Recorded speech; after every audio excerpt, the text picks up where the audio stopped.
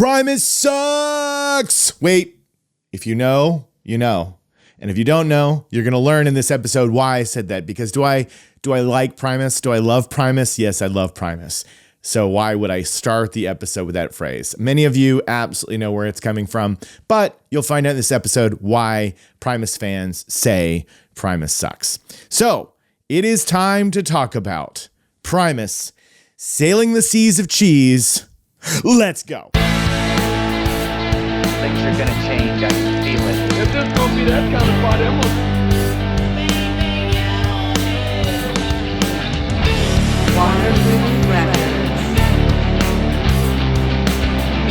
Waterproof Records. Waterproof Records with Jacob Gibbons. Welcome back to another episode of Waterproof Records with Jacob Gibbons. I am your host, Jacob Gibbons, and this is the holidays. It's pretty much, we're in the middle of December. It's almost Christmas time. And what better album to portray and symbolize the holiday season than Sailing the Seas of Cheese by Primus? But before we get into that, I am going to remind you to check out my special link at distrokid.com/VIP/waterproof. Get 30% off your first year. I actually just used it again recently for my son. He uploaded his music and I was like, hey, we're going to use my special DistroKid link so you can get 30% off your first year. He's not having to pay for it. He's still a teenager, so I'm essentially just paying for it, but with 30% off my own special link. So why won't you go and take advantage of the link? You could go type in distrokid.com/VIP/waterproof and get 30% off your uploads. And again, it goes everywhere. I was blown away when we uploaded his songs, and it had all these features that I haven't seen in a while that were like, these are all the platforms you can choose to be on. You now can be on TikTok. You can be on social media. It was just amazing. He can literally have his music everywhere immediately, and there were all these cool functions and features. So definitely go check out distrokid.com/VIP/waterproof and get 30% off your first year.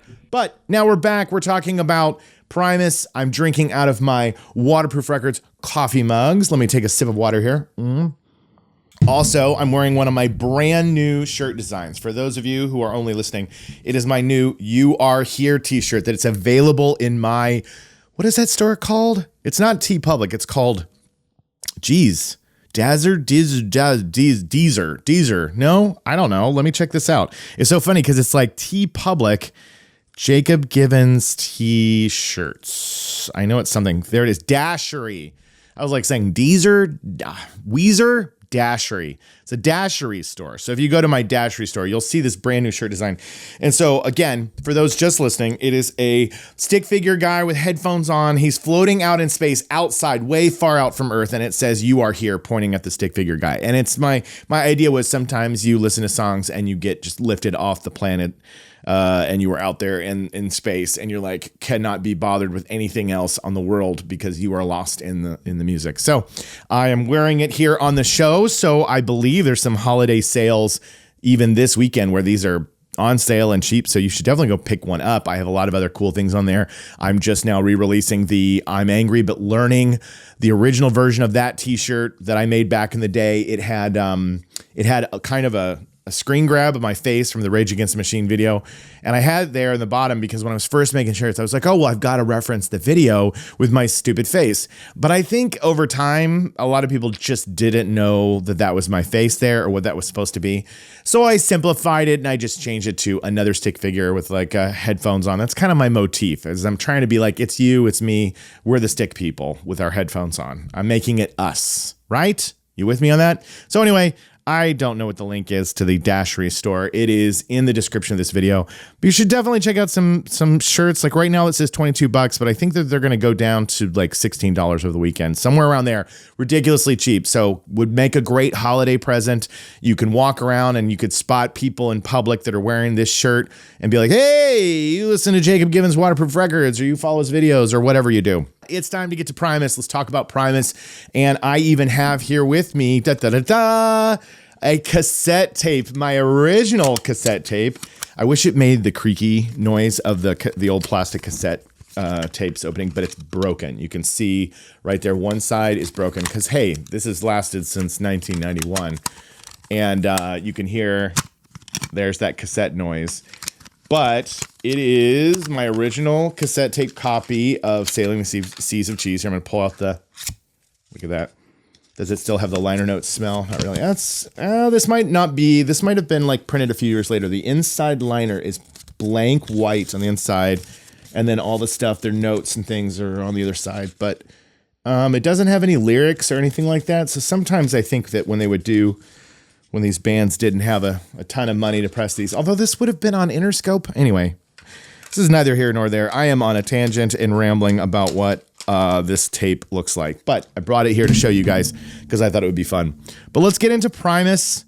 So first of all, let's just talk about Primus sucks. Because if you're confused, now many of you who clicked on this episode, you know about Primus and you know that that is the phrase. If you're a Primus fan, you say to each other, Primus sucks. And that started because way, way long ago in the early days of the band, people would come up and, say, oh man, I love your band to Les Claypool. And he would say things, he would go, nah, man, we suck. And it just kind of became a thing. They would go out on stage and they would say, hey, we're Primus and we suck.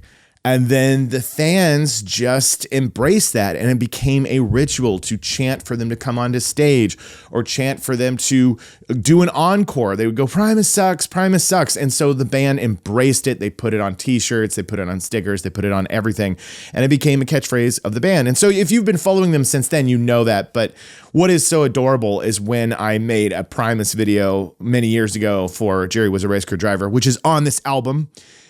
People in the comments started saying Primus sucks, and you saw these poor new fans, younger fans, or people that didn't grow up with Primus that were like, hey, why do you guys keep saying they suck? They don't suck. They're awesome. And it was like, well, it's been enough time. It's been many, many years now that's not always going to carry on unless you make sure that it does carry on to a new audience. So now you know, and now you can proudly shout from the top of your lungs, Primus sucks. And that's such a fitting phrase for this band to carry like a badge of honor, because they are weird. They're weird and crazy in the coolest way. And it's not for everybody. When I chose this subject this week, when I decided to do it, it's because this week I made another Primus dancing video. And I was like, I don't think I've covered Primus. And I think it's because it's a really important, significant milestone in 90s music and what was possible and the changing tide and redefining what you could do on a bass forever with this guy. I wouldn't say it's an album or a band that ever is in heavy rotation for me, because you've got to be in the mood for some Primus. You've got three band members, the golden era of the band, the lineup that everybody thinks of is Les Claypool, Larry Lur Lalonde, and Tim Herb Alexander. Those are the three that make up essentially Primus that we know them to be. Now, unfortunately, Herb Alexander, he finally stepped down. This wasn't the first time that he had done this, but he finally said, I'm done, I'm out, I have health issues. He'd been suffering a heart attack or stroke over the years. He'd had some problems.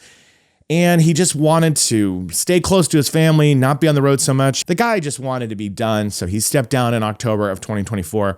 And now there is a new drummer who won the audition to be the drummer of Primus.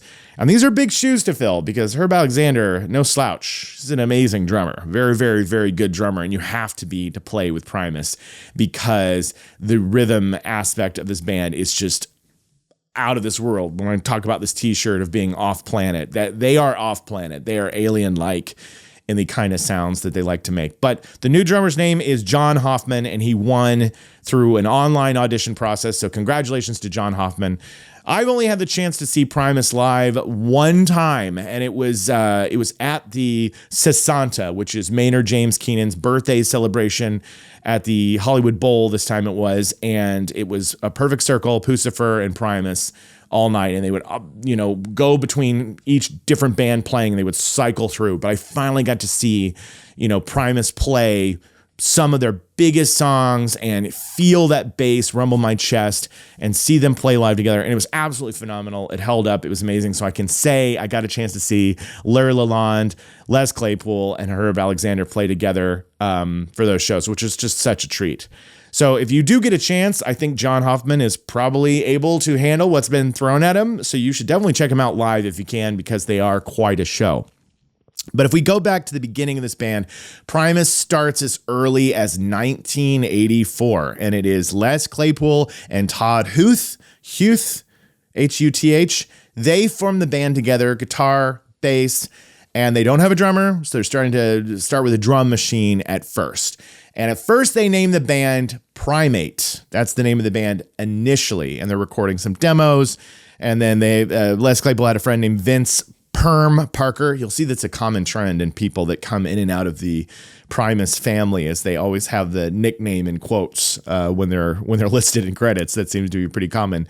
But he comes back from a short stint in the army and he plays with the band. They record more, and then they record this demo because Les Claypool sells his car, and that's how he gets the money to put together this demo. But this is really getting the ball rolling for Primus. And it's all self-made. They're from an area called El Sobrante, California, which is, north of Oakland, closer to San Francisco, the Bay Area, up there off of one of those bodies of water that I don't remember what it's called. But they're up there. They're playing this music. It's weird. It's wild. And there's nothing quite like it at the time on the mainstream radio, on MTV. And there is definitely this metal funk movement beginning to happen with bands like Faith No More. These are friends of Primus. These are people that know them and are running around in the same circles. So, Mike Borden even appears on this album as a little guest star. So they're all kind of doing this really unique proggy metal, hard rock, funk. It is a wild music scene that's evolving in the 80s in the Bay Area, and Primus becomes Primus because after about a month of releasing that first demo, I think another band called Primate was like, cease and desist. You can't call yourself Primates or Primate. So they changed it to Primus, and then by the time they record their next demo, they go by Primus. And so there is a long rotating kind of cycle through of drummers. I'm not going to list all of them off, but they have different drummers that come and go and are playing for a little while. And some have been in other projects and people know. There was one, he goes by the name Brain. He's actually a really well-known drummer, and he was on it for a little while as well. And yeah, I wish I wrote his name down. I don't think I did. Dang it. You know what? I'm going to look it up real quick.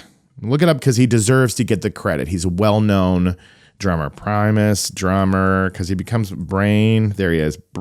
Brian Mantia, American drummer. Brain Mantia. That's what they call him. And he's played with tons of bands. Guns N' Roses, Praxis, Godflesh, and Primus as well. But when they get Tim Herb Alexander, he's considered kind of the essential Primus drummer for most of their albums, most of their tours, with the occasional stints of him quitting, taking time off, and somebody coming in and filling his shoes. But that's the lineup, and these musicians are outstanding. Les Claypool, I think anybody will tell you, any bass player will tell you, he is one of the greatest bass players of all time because he's so innovative and interesting. And at the time, he's growing up, and you've got this amazing bass player, Geddy Lee and Rush, and you've got other great bass players in rock. But he was really drawn in to these jazz and funk players that were doing otherworldly things, and that really inspired him to push the limits. And of course, there's the famous story about when Metallica lost Cliff Burton and they were auditioning for bass players, that Les Claypool auditioned for the band and the band thought he was too good. And I believe I think that it's pretty much a true story. I don't think it's ever been disproven, Primus frontman Les Claypool auditioned for Metallica in 1986 after Cliff Burton's death, invited by his old friend Kirk Hammett. See, up in the Bay Area, but didn't get the spot because his funk-infused, unique style didn't fit the band's heavier direction, though James Hetfield later said he was too good and should go do his own thing. So yeah, he's young. Primus hasn't really, it's in existence, but it's not taking off full swing quite yet, but it will very, very soon. So that story has been kicked around for generations that he auditions for Metallica and they say he's too good. But essentially, I think that they just saw like, his style is really different than what we're trying to do. It's not necessarily that he's too talented. It's that if he was just a guy who wanted to come in and play only their style of music, then that would have been a good fit. But he clearly had a lot of other things that he wanted to do. And hey, good for all of us that Les Claypool didn't join Metallica and he gave us Primus and other side projects over the years. When the band is finally all formed together, they're putting out demos, self-released. They put out the, what was the first one? Suck on This. And then the second one, which is a live recording. And then Frizzle Fry. And that is kind of, I think, hailed by Les himself as their greatest album that they put out that captures the core of their sound. And I think diehard Primus fans probably say Frizzle Fry is the number one because of songs like John the Fisherman and what else is on there? Yeah, Too Many Puppies. And I chose to do Sailing the Seas of Cheese as my waterproof record this week because that was the introduction that I had around 91, 92 when I saw the Jerry Was a Race Car Driver video. I know that I have done a lot of episodes recently of just me talking to the camera about an album and not having guests. And I apologize because I know that for those of you who maybe want to see some more interviews and have some guests on here and have some interesting conversations. I know that these deep dives into certain albums, if you're not familiar or it's just not your thing, might not be as captivating. I do apologize that I've had a lack of guests recently. It's been difficult to navigate during the holidays, but I do on my very next episode, or at least the one right after, I do have a guest and studio guest, and I have several others that I have lined up.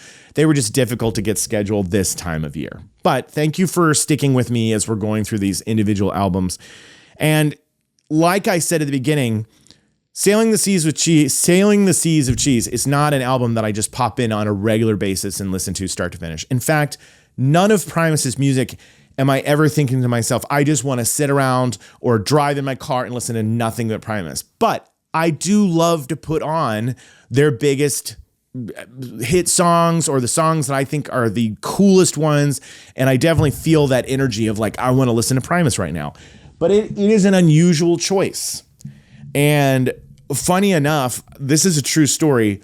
My cover band, Temple of the Dads, we do Jerry Was a Race Car Driver. We've only gotten a chance to do it like 3 or 4 times live. Our bass player, Mike Rivera, he absolutely can handle it. And he totally has enough strings on his bass to do it. I love performing this song because people are always really surprised when we whip out Jerry Was a Race Car Driver. And anyway, I'm realizing, by the way, I probably should have told this story when we were going through the album when I got to the song.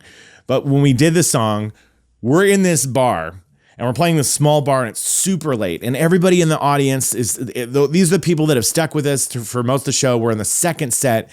And these 2 young 20-something blonde girls come in and they come and sit down at a table and you can see they're sitting down there like, oh, cool, band. And we're wrapping up our previous song. And we start, and they're sitting down. It was like, oh, kind of nice to see somebody come in this late in the show. And they seemed like they were ready for a night on the town. They were very pretty. And they sit down and the next song is Jerry Was a Race Car Driver. And as soon as we go into the song, like within seconds, they get up and leave. 1, we were probably very loud. 2, it just cracked me up. Because this seemed to be pretty common even when I was in middle school, high school. Primus seemed to be like, dudes loved it. Maybe you occasionally meet a girl who liked Primus. But for the most part, it just was so weird and off kilter and strange that you would listen to it with your buddies, but you rarely found girls who liked it. And it was like a turnoff. It was like something that, like there's just nothing sexy about Primus playing. You don't invite a girl over and be like, hey, I'm going to put on pork soda before we make out. It would just be like the strangest choice. But hey, to each their own. If that's your move, rock on, go you. If you're getting down to some Mr. Crinkle or My Name Is Mud, good on you. You found a niche that you made work. But this I thought it was so funny. So when the girls walked out when we played Jerry Was a Race Screwdriver, I was like, some things never change. Primus still tends to scare off certain people, but not me. I loved it, and I'm just going to go ahead and keep talking about Jerry Was a Race Screwdriver because that's really the entrance point. I'll never forget. This album comes out on May 14th, 1991, and I'll never forget watching. It was either Headbangers Ball or 120 Minutes. And the first time that music video played, my brother and I are sitting in front of the television. And this guy in this kind of leisure suit, 70s suit, walks up to like a counter at a movie theater. And he goes, nachos, like that, with his sunglasses. And the guy behind the counter starts serving up these cheesy nachos. And there's this close-up of the lips. He's licking his lips. He's sweaty. And then he's like, steamy, like that. And he takes it. It's, almost Ace Ventura-like before Ace Ventura. He grabs the nachos and then he walks outside, and right away a skateboarder comes by and he trips and spills the nachos. And then that's what kicks us off into the song. My brother and I, we saw the nachos steamy part and we were laughing so hard because we were like, what is this? What are we watching? MTV at this time just had such weird stuff happen, whether it was like something that would air on liquid television or it was just late night weird segments between videos. They just had such art house, bizarre programming. And I will never forget that feeling of seeing Primus for the first time, seeing that music video and just cracking up, looking at each other and going, nachos, steamy, and saying it over and over. And to this day, I could say to my brother at our age and just go, nachos. And he would go, steamy. It's just such a powerful memory. But Jerry Was a Race Screwdriver is the standout single from this from this album. And it's amazing that it became popular. It's amazing that it became popular because it is weird. It is a weird one. There's another one that was the single that got the most attention on this album, but we'll get to that one in a little bit. But the fact that it became the most popular kind of well-known song during this time really is a testament to just how experimental and strange things were allowed to be.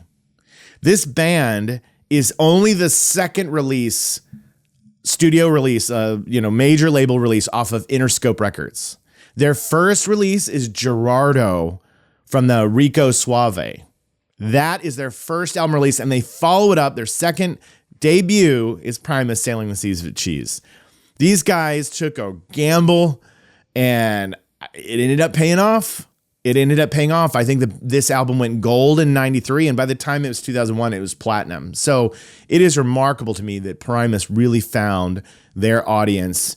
But again, at that time, people were really willing to take risks, and you had labels that were like, you know what? I don't know what you're doing, but we're going to trust that you're going to handle it. We're going to allow you to have your creative control and do your thing, and people will follow. And sure enough, they did. I can't remember if this was given to me or if I bought it. I just don't remember. This is pretty beat up, this tape right here. But bringing it home and going through, you pop in Primus's Sailing the Seas of Cheese, and the first thing you're greeted with is the song Seas of Cheese, which is just like a little interlude type thing where he's doing this poem, on your knees, sail the seas of cheese. And it's this low bow, upright bass, kind of ship creaks. And it really establishes this nautical theme, this ship seafaring theme of this album. It really pervades throughout the whole album, this kind of nautical weirdness that's happening, the cheese, the rubberiness of Primus. So it opens that way.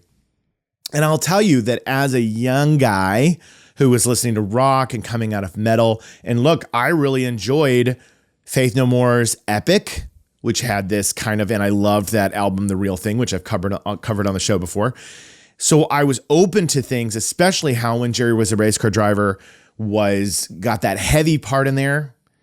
And I really liked that. But starting out here, the thing that I think allowed me to enjoy it, as weird as it was there's kind of a theatrical element to it. I was a musical theater kid. I was in plays. I was in theater.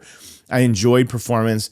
And so you would hear soundtracks and scores and things like that from theater that were odd, unusual, pulling from different eras and times. And, you know, maybe it has a march in it or a waltz or some kind of interesting syncopation. And there's a theatrical kind of show going on here. And that's exactly what you experience with Seas of Cheese kicking things off. Now, all in all, there are a total of 14 tracks on this album, but really there's about 9 songs and then 4 kind of musical fun interlude things. So there's like 9 full songs. But yeah, it starts out with the interlude. Then we get to Here Comes the Bastards, the first major song on the album, that tapping bass, that opening tapping, dun, dun, dun, dun, dun, dun, dun. And this has this kind of like, we're getting in a line and we're marching along. You can't help but like bop your head, bounce your head along, head bang along to Here Come the Bastards.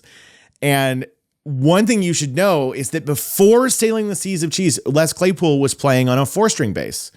He wasn't playing on a 6-string. He decided, I need to really open this whole thing open and try something new. And so he bought himself a 6-string bass before the recording of this album. And he was like, oh no, what have I done? This is way harder than I thought. But honestly, that is what completely changes Primus's sound. That giant full bass, so many possibilities on 6 strings, and it was fretless too. And he had really debated at the time when he was buying it. He was like, should I get a 6-string fretted bass or a fretless bass? And there's so much learning curve on that instrument for him that's why I think this album really, really kind of has this wobbly, like, where are we going? It's like a discovery of this sound, but he is mastering it right away. But I think it's fascinating that the sound of this band really is coming together even more clearly and developing. I mean, of course, Frizzle Fry and all the demos and things, they were very, very Primus. But this is now things are possible. Then comes Sergeant Baker. And, you know, I spent a few listens listening to this album again. And this was one that it's a good song, but left, right, the steers and queers, you know, harkens back to Full Metal Jacket. Although I think that expression, that line, the steers and queers, he might be referencing Full Metal Jacket, but that expression had been around quite a lot in people's phraseologies and had been spread for a long period of time. So it's in Full Metal Jacket because people had said it before. So it's definitely something that they could have heard growing up and decided to include it in the song. But Sergeant Baker is a good song. It's one on the album that I found myself thinking I could probably skip ahead. I didn't. I listened to it because I was really curious to experience these songs again. The one thing that's so fascinating is all 3 of these musicians are so good. They're so good. Les Claypool not only redefines bass and is probably one of the greatest bass players of our time, but Larry Lalonde, he was a student of Joe Satriani. Yes, the unbelievably talented shredding guitar player Joe Satriani. He was one of his students. So here's the interesting thing about Lalonde is he goes all over the place and is wild keys and timings and different sounds that he makes on his guitar that sound crazy, sometimes dissonant, sometimes is that out of key? What kind of scale is that? It's weird. It's really weird. It fits perfectly with Claypool and Alexander, but it's strange. But what I find so fascinating about his playing is he had to know how to do it all perfectly in order to deviate and do it in his own unique, odd way. So he's not somebody who taught himself to do things and he doesn't quite understand theory or scales or doesn't understand the instrument. No, he understands that instrument so well that he can break all the rules. He understands it backwards and forwards and upside down. He knows all the scales, all the keys, because he's a student and he studied. And so, and studied under a great like Joe Satriani. So if he knows how to master the instrument, then he can do what he wants. It's the same rule applies, I think, in so many kinds of creative arts. Now, I'm not saying you can't be an innovative musician who never learned theory and you just kind of do your own thing. Of course you can. But some of the best, like the greatest writers, are ones that learn the structure and how to tell a story in a certain way. And then once they understand that, then they can flip everything on its head and try things because they know the guideposts, they know where to go, they understand the mastery of storytelling, and then they can play. And so it's just worth throwing that out there. And again, Herb Alexander, incredible drummer. Then we get to American Life, which is kind of this bleak outlook on, low income and working class life. But this one has a little bit more space to it. It's finally the first time in the album where we've gone from Here Come the Bastards, Sgt. Baker, American Life. We get a little bit, that twiddly rubbery bass line that kind of carries you the whole thing. And there's a little bit more space in this song. And I do enjoy this song, American Life, even though the bass line is a little bit on the repetitive side. It's kind of hypnotic. And it is one of those songs that when I was driving in the car, I didn't feel the need of like, oh, all right, I got it. And now, of course, we get to Jerry Was a Race Car Driver. And this would be the part of the show where I'm going in order and I'm playing excerpts from the album. This would be the moment. But I've probably already done that since I talked about it so much early on. But it is worth mentioning that if you didn't know it, Dog Will Hunt part right there, that is a excerpt from Texas Chainsaw Massacre 2. It's a character in the movie, and that's where that Dog Will Hunt line comes from in the song. But again, Jerry Was a Race Car Driver. Holy shit. Just the one that grabbed my attention, grabbed my brother's attention, and I was like, I gotta know who these guys are because it was a little bit metal, a little bit alternative, a little bit funk. It was just such a weird collection of sounds. Primus are so inspired by Frank Zappa and Captain Beefheart and really strange things. And then there's also the elements of Rush and that during their time that they were really hitting the scene, they toured with bands they toured with Anthrax, they toured with U2. That would be a weird show, right? You go see U2 and Primus is opening. They toured with Public Enemy and Fishbone. There's a lot of kind of the frantic energy that definitely is in here that you hear in Fishbone, also having that crazy, the horns and the frantic energy. All right, then we get to the song 11. They tell me so 11 is named after its unusual 11/8 time signature and featuring lyrics about nonconformity. I looked that up because I was curious about this one and the time signature. So this one is another really cool, interesting song on the album. And we're getting near the end of what would be on my cassette tape, side 1. So 11, this bizarre, interesting time signature, and the weirdness continues right into the last track on side A, which is It Luck? Now, let me tell you something. The songs that became hits off this album, it is crazy that they did because they are unusual. But when you go through this album and you go, could any of the other songs on here been singles? I would say Is It Luck could possibly have been a single. It's frantic. I was just talking about that Fishbone energy. You could almost see yourself watching 120 minutes or a Headbangers Ball maybe and seeing Is It Luck? And that just spazzy, wild, frantic energy on there and being like, what is this? It possibly could have. And also the runtime of the song was enough that it could have been made into a single, I think. But the two that we really are the standouts on here made it to prime time for good reason, I think. All right, and then what would be when I flip over the tape on side 2? Now we don't experience that as much because we stream everything. And then once it got to CD, it was just always running all the way through. But back in the day with cassettes, and I don't know what the track listing is on the vinyl, but I would imagine it's probably the same. You flip it over, and the beginning of the second side begins with Granddad's Little Ditty. And this is one of those interludes that I talked about before, where you have Les Claypool pitch shifting his voice into a little deeper. Sounds like he's in the shower, kind of bathing himself, and he's just kind of singing to himself. And I wrote down the lyrics here because it's, he says, as I stand in the shower singing opera and such, pondering the possibility that I pull the pud too much. There's a scent that fills the air. Is it flatus? Just a touch. It makes me think of you, which is so great. And for a young adolescent kid to hear these jokes about singing and farting and jerking off, I was like, yeah, this is the kind of band that I need in my life right now. But again, it's just a short little kickoff of where we're headed next. And where we're headed next is, this is probably my favorite Primus song, I think. I think so. Jerry is definitely up there. But Tommy the Cat. Tommy the Cat.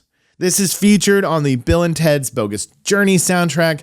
The band makes a brief cameo in the film as the band playing at the Battle of the Bands before Bill and Ted go on. This is such a great song that uses Tom Waits as a guest vocalist, is the voice of Tommy the Cat in the song.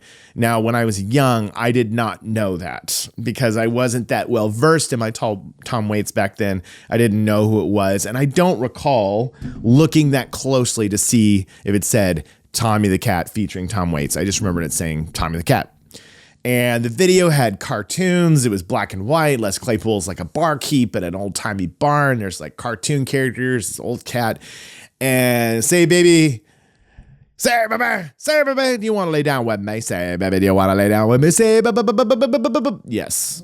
I mean, it is a song that not too long ago, me and my friends were in the car and we put on Tommy the Cat and we were just like banging our heads, jumping around and getting so into it. There's just something infectious about it. It's weird, it's strange, it's unusual, but you can't resist. Lose your mind a little bit on Tommy the Cat. It's just a insanely cool song. It is incredible performances once again from all three members of this band, Alexander, Lalonde, and Claypool, just crushing it all the way through. But this is what makes them the coolest oddball band in the world, is Tommy the Cat.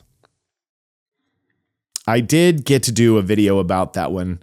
And what I did, I don't know if you guys have seen it, but when I did a video about Tommy the Cat, all I wanted to do was use that 0.5 part of your camera where when you lean in, it like really distorts and rounds out your face, almost like looking through a keyhole. That's how I messed around with Tommy the Cat with that one. All right, then right after that, we started the second side with a little interlude thing. And then right after Tommy the Cat, we have another little interlude. So during these, during the second half of the album, on the cassette side, I know it's all one continuous thing. I'm just saying on the second half, there's a little bit more interludes. So this is called Southington Waltz, and it's just kind of sloppy moving bass. Sounds like a lot of weird things going on in this little thing right here it's Les Claypool figuring out how to create cool and interesting weird sounds on his 6-string fretless bass, and that is Southington Waltz. All right, I would say those damn blue collar tweakers, that's another one that you can hear that little opening bass riff and you immediately know it's those damn blue colored tweakers. Another song talking about working class and the bleak outlook of that life. And this album is not dark. He gets not as dark as Pork Soda gets pretty dark and the things that it looks at. But those damn blue collar tweakers, another really, really great song on the album that would be probably a fun one to play live. And I think I was fortunate enough to see them play those damn blue colored tweakers when I saw them live. At least I feel like I did. Great song. All right.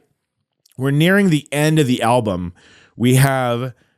by the way, I realized at the beginning of the episode, I think I said they had 14 songs in this album. They have 13. Then we get to Fish On, Fisherman's Chronicles, Chapter 2. This is a long, cool piece of music. He's got the singing, the 3 different verses up top. But I think what's so cool about this song is that it really shows Les Claypool's love of fishing, continues the nautical theme, and there's a part where you hear the lure go in the water, the drop in the water, and then the music gets and speeds up, and it is emulating catching a fish. It's basically, you can hear it cast in, the line snags, and now everything you're hearing near the end of the song is just kind of simulating the feeling of reeling in that big catch. And I thought that was such a great creative choice. My dad loved to fish growing up. I went on a lot of fishing trips that I did not enjoy. I've never enjoyed fishing, but I sure understand the aesthetic of what that feels like, of the reeling in. And he really captured it. The band captures it perfectly in this song. And there's just so much about this. This song, there's so much, the nautical thing is there, right? You can feel yourself as you're listening to these songs. Like you've got your leg up on the edge of like a boat on water. It feels just adventurous. We are sailing the seas of cheese.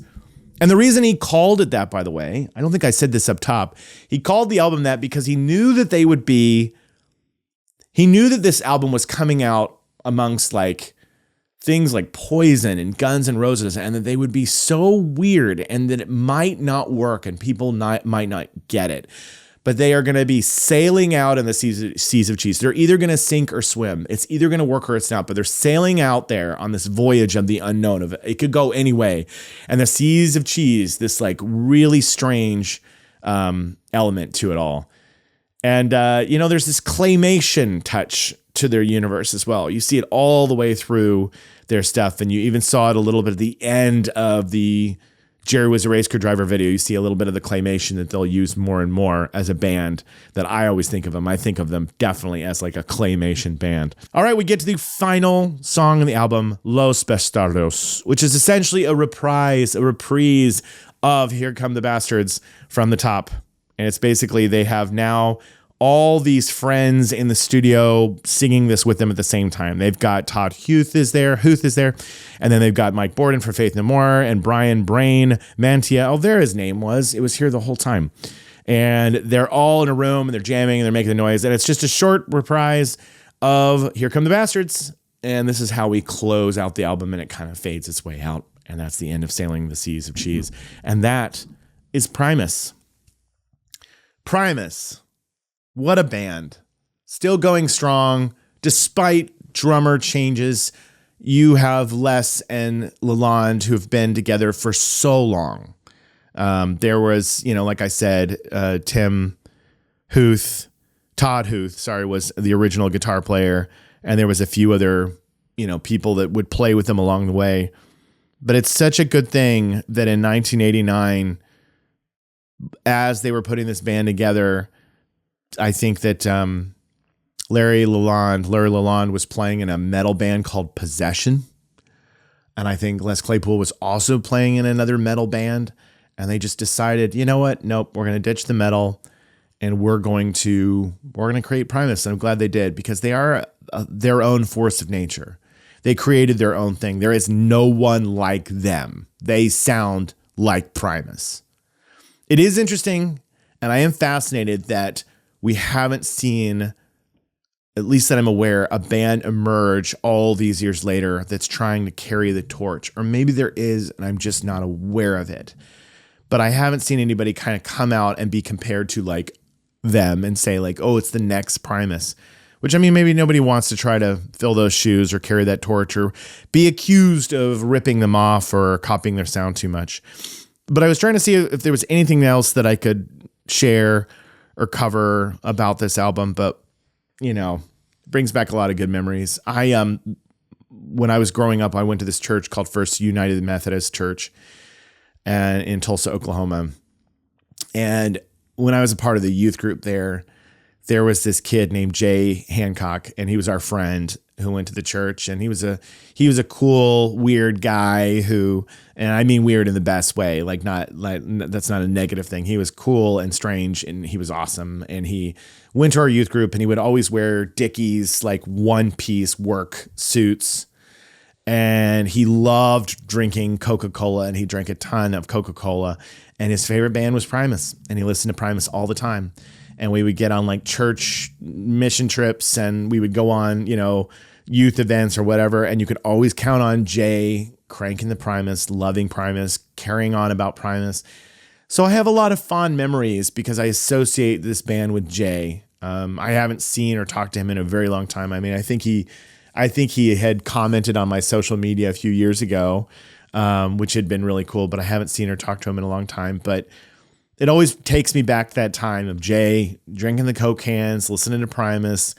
And it was a weird bunch of music that you could get together with your buddies and laugh and joke and get spazzy about Primus.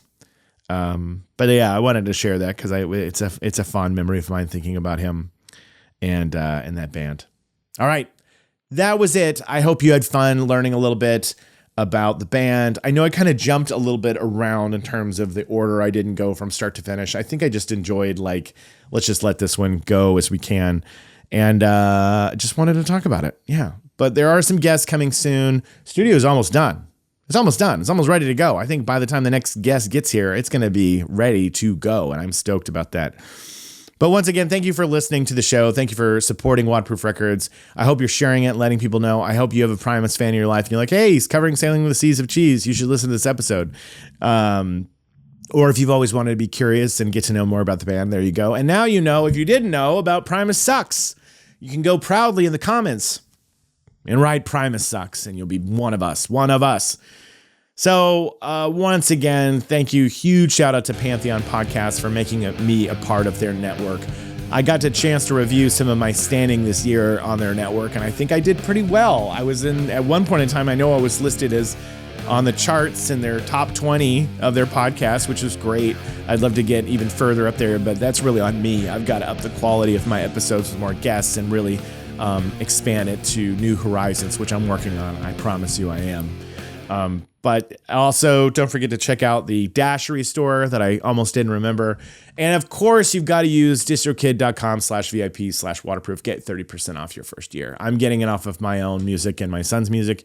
You should too. So this has been Waterproof Records with Jacob Gibbons. We have talked about Primus Sailing the Seas of Cheese. I am so thankful for you. I hope you're having a great holiday season if you're listening to this as it comes out, because it is getting close to Christmas. I think we'll probably do some kind of holiday themed episode here before the end of the year, and then we'll get our guest party on. So stick with me. A lot of exciting things. It looks like there might be a big event coming in the spring of next year, so stay tuned about that. I'll be making announcements. That'll be pretty cool if you live here in LA, and I'll tell you more about that soon. But thank you for joining me. We'll see you next time. Bye. Things are gonna change. I can feel it. If this gonna be that kind of party, I'm gonna